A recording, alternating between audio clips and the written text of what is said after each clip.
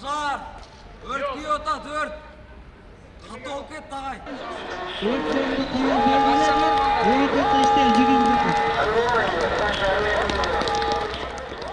Мындай сирена аппаратынын коңгуроосу мектеп имаратындагылардын тынчын бузду. Бүгүн мектептин ичинде өрт кырсыгы катталганын кабарлоодо.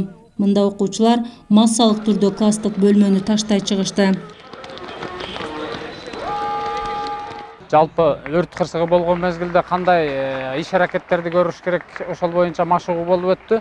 Менимче мындан окуучулар деле, мугалимдер баарыбыз аябай жакшы бир таасир калтырды. Себеби бул өрт тилсиз жоо деп коет. Муну кырсык кабак каштын артасында кайдан келип болбойт. Ар дайым бардык ишкана өзү, мекемелер, окуу жайлар өрт кырсыгына тилсиз жоого каршы турушубуз керек. Алдын алуу иш-чаралары жүргүзүлүп, машыгуулар жүргүзүлүп турат бизде. Мектептин 2-чи кабатынан куткаруучу шаймандардын жардамы менен класстын ичинде калган мектеп окуучусун алып түшүү практикалык түрдө көрсөтүлдү. ÖKMдин куткаруучулары Улуттук Кызыл Ай коому менен биргеликте жабырлануучуга алгачкы жардам көрсөтүлдү. Техникалык баардык коопсуздуктарына биз каршы тура алабыз жана аларга өзүбүздү көрсөтө алабыз жана дайыма даяр болушту билебиз.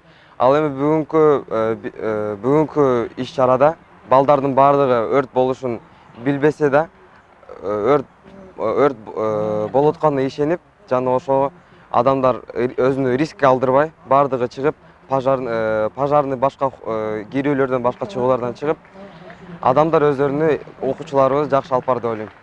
Курманбек Батыр атындагы балдар лицейинде өрт кырсыгы келип чыккан учурда адамдарды эвакуациялоо жана биринчи жардам көрсөтүү боюнча объекттик машыгуу өткөрүлүп, кырсыктардын тобокелин азайтуу боюнча 1 айлыктын алкагында уюштурулган. Күйүүчү заттар сакталган жерлерде, мектеп окуу жайларда, мектепке чейинки окуу жайларда бүгүнкү күнгө чейин иш-чаралар өтүп жүрөт. Мындан сырткары ачык эшиктер өтүп жатат.